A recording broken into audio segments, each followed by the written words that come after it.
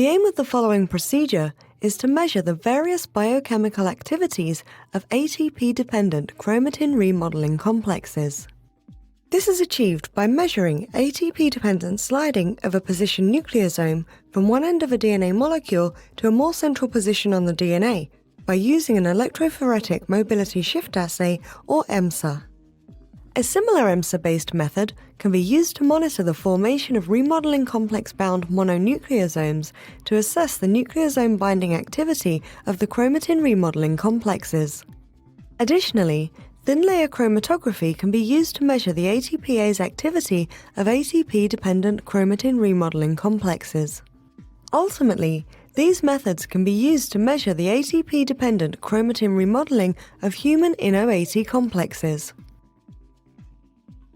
In this video, we will demonstrate biochemical assays studying InnoAT chromatin remodeling complexes.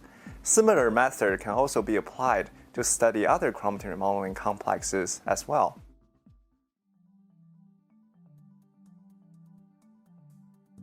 To perform the ATP-dependent nucleosome remodeling assay, first prepare nucleosome substrates.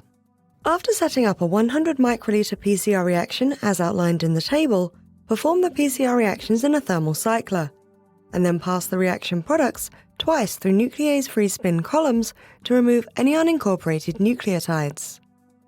Next, mix 2 picomole of P32 labeled 601 DNA fragments with 6 micrograms of HeLa nucleosomes in 50 microliters of buffer, and incubate the mixture at 30 degrees Celsius for 30 minutes. Then, sequentially dilute the mixture to 0.